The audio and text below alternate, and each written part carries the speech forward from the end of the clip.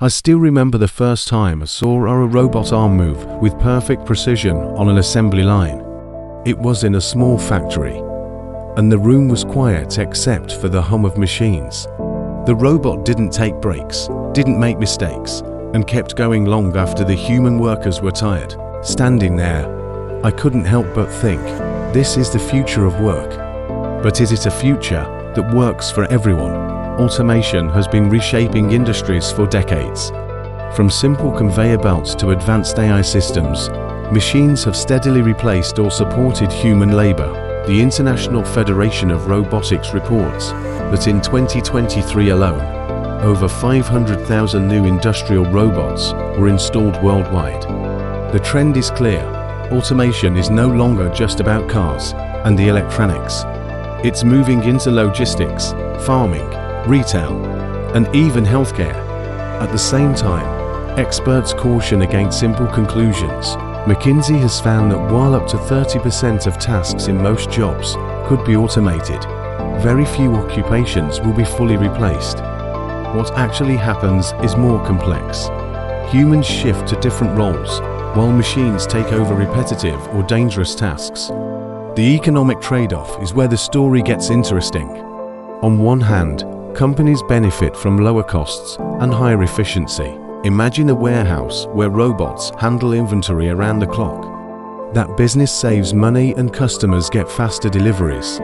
On the other hand, the human workers who used to do those jobs may struggle to find new employment, especially if they lack the training to adapt. Real-world examples show both sides. In the US, some car plants have cut thousands of assembly jobs because of automation, while at the same time creating new, higher-paid positions for technicians who maintain and program robots.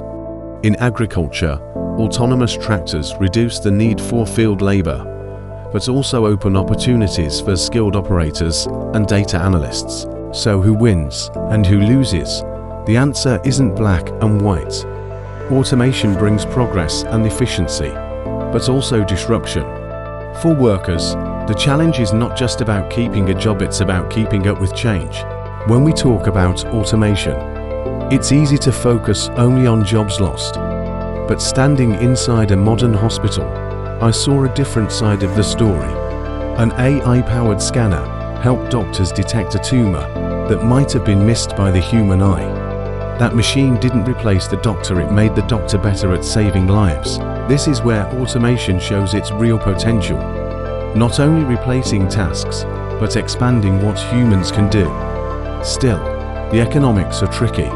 Companies adopt robots and AI because they save money and improve efficiency. In factories, robots can run 24 hours a day without fatigue. In warehouses, AI-powered systems track shipments more accurately than people. For businesses, this often means higher profits and faster growth. For consumers, it can mean lower prices and quicker services. But these benefits come with a trade-off. Workers who once did those jobs may find themselves left out. Retraining is possible, but not always easy. A truck driver who loses work to an autonomous vehicle may not easily transition into coding or data analysis. The challenge is not just about the number of jobs, it is about whether people can realistically shift into the new ones being created. The social impact is also uneven. Large companies and wealthy countries tend to gain the most from automation because they can afford the investments. Developing regions, where labor is cheaper and capital is scarce, may face slower adoption and greater displacement when it does arrive. According to McKinsey, advanced economies may see net job growth from automation, while emerging markets could struggle with larger disruptions. And then there's the issue of wages. Jobs that survive automation often demand higher skills, which usually means higher pay. But workers who can't make that jump may end up in lower-paying service roles. This widens inequality between those who benefit from technology and those who are pushed aside. Yet, it's not all negative. New industries are growing around automation itself. The demand for robot technicians, AI trainers, and data analysts is rising quickly. For example, in logistics, humans are still needed to oversee complex supply chains, even when robots handle the heavy lifting. In agriculture, drones and sensors generate data, but skilled workers interpret it and make decisions. These are jobs that didn't exist a generation ago. The bigger question is how societies handle the transition. Some companies invest in retraining programs, helping workers shift into new roles. Some governments explore policies like tax incentives for reskilling or safety nets for displaced workers. These steps don't eliminate the disruption, but they can soften the impact. So, when we ask who wins and who loses, the answer depends on where you stand. Businesses and consumers often gain efficiency. High-skilled workers can advance, but low-skilled workers face uncertainty. The real test is whether economies can bridge that gap, turning automation from a source of inequality into a driver of shared progress. One of the most striking things I've learned, both as a witness and as an observer of automation, is that it doesn't move in straight lines. Change happens unevenly. Some places and industries adopt new technology quickly, while others hold on to older ways of working.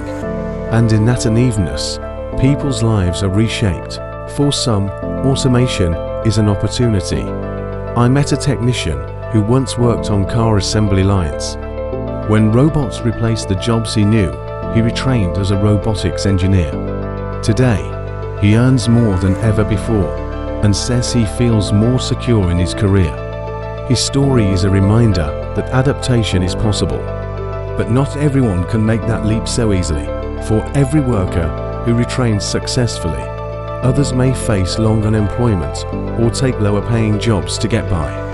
That is the real human cost of automation: anxiety, disruption, and uncertainty about the future. Economically, automation is powerful. It helps businesses grow, boosts productivity, and can even improve safety and quality of life. But socially, it raises difficult questions. Who shares in these gains?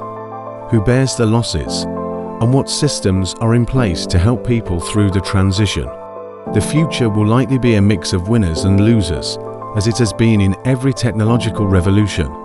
The challenge for us is not to stop automation, but to guide it. By investing in skills, creating safety nets, and thinking carefully about the trade-offs, we can shape a future where progress doesn't leave people behind. Because in the end, the question isn't just about machines replacing humans. It's about how humans choose to use machines and how we choose to support each other through the changes they bring. If you made it this far, thank you for spending your time with me. I'd love to know what you think. Does automation feel more like an opportunity or more like a threat in your life? Share your thoughts in the comments. I read them and I'd really like to hear your perspective. If you enjoyed this video, please tap the like button. It really helps more people discover the channel. And if you want to keep learning about technology, AI, and how they're shaping our world, hit subscribe and turn on notifications so you don't miss the next one. Together, we can keep exploring these changes and what they mean for all of us.